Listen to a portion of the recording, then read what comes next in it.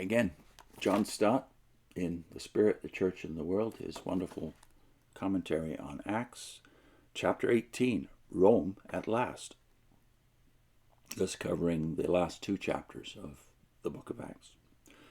Rome, the largest and most splendid of ancient cities, acted like a magnet to its peoples, for Rome was the capital and symbol of the Roman Empire, whose founding has been called the grandest political achievement ever accomplished.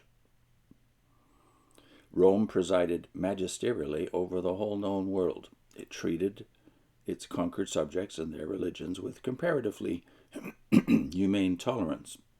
It somehow managed to integrate Romans, Greeks, Jews, and barbarians into its social life. It protected the Greek culture and language. It inculcated respect for the rule of law. It gained a reputation for efficient administration and postal communication. And it facilitated travel by its ambitious system of roads and ports, policed by its legions and its navy, so preserving for the benefit of all the long-standing Pax Romana, or Roman peace.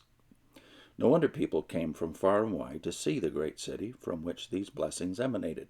Its buildings were famous, the three circuses and their daring chariot races, the palaces of the Caesars, the tombs of the illustrious dead, the temples, especially the Pantheon, erected by Augustus, the basilicas, the theaters, baths, and aqueducts, and particularly the bustling Forum, the hub of the city's commercial, social, and political and religious life.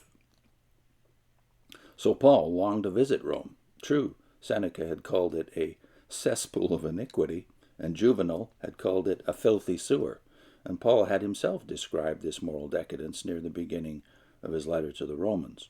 But all the more urgently did it need the gospel. True, John, in the book of Revelation, portrayed Rome as a persecuting monster and as the mother of prostitutes and of the abominations of the earth.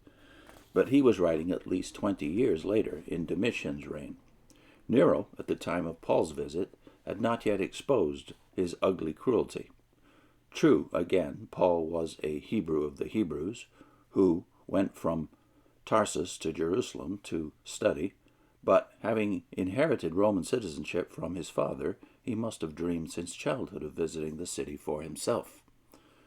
We do not know how or how early the gospel reached Rome, and a church was planted there. Luke has told us that the Jerusalem crowd on the day of Pentecost included some visitors from Rome. That's in Acts 2, verse 10. Perhaps some of them were converted at that time and then took the gospel home with them. At all events, some 25 years later, Paul was able to address to the church in Rome his great manifesto of the gospel. And when eventually he approached the city, some church members came out to meet him. If only Rome could be thoroughly evangelized, he must often have thought to himself, and its church enlarged, consolidated, and fired with a missionary vision, what a radiating center for the gospel it could become. To a Roman, the city of Rome was the center of the world. From the golden milestone in the Forum at Rome, roads went out in all directions to all parts of the empire. So, in the letter to the Romans, Paul expressed his anxiety to visit the city and its church. Near the beginning of his letter, he told them that he was praying that now at last the way would be open for him to visit them, for he longed to see them in order that he might strengthen them, and that he and they might be mutually encouraged. Indeed, he had planned many times to visit them in order to reap a harvest among them, but had thus far been prevented. So now he was eager to preach the gospel to them in Rome. Then, towards the end of his letter, he reverted to the same theme. His ambition was to preach the gospel where Christ was not known, in order not to build on somebody else's foundation. That was why he had been hindered from coming to them.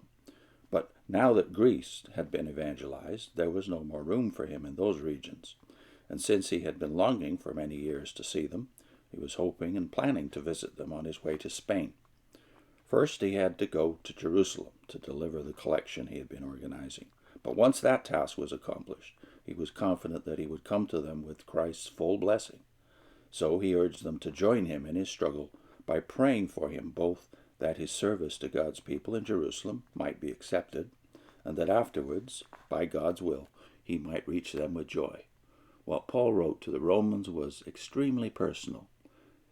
I pray, I long, I am eager, I plan, I hope, I urge. These were the verbs he used just in the letter to the Romans. And it was all self-consistent. His hoping, longing, eagerness became a plan and then a prayer in which he asked them to join him.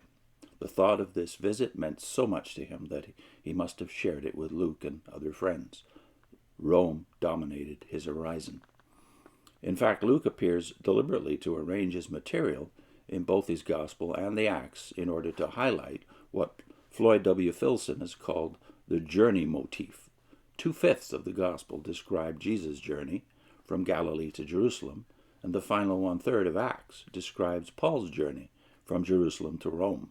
That is chapters 19, halfway through 19 to the end.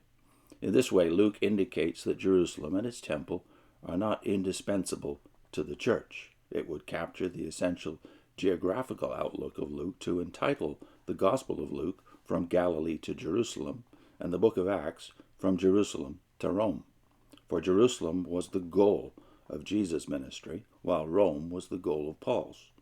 Although the journeys of Jesus and Paul differed from one another in their ultimate direction and destination, they also resembled one another in their pattern, for both included a resolute determination, an arrest, a series of trials in Jewish and Roman courts, and even death and resurrection. For Paul's descent into the darkness and danger of the storm was a kind of grave, while his rescue from shipwreck and later springtime voyage to Rome were a kind of resurrection. Luke's highest apology for Paul was to portray him as so conformed to the life of the Lord that even his sufferings and deliverance are parallel. That last sentence is a direct quote from the great Richard Rackham commentary on the book of Acts, about over 100 years old now. Next time, from Caesarea to Crete, the first section of chapter 27. I put in a link to Michael Green's examination of how God prepared the world for the gospel by using the greatest of the Caesars, Caesar Augustus. See you soon.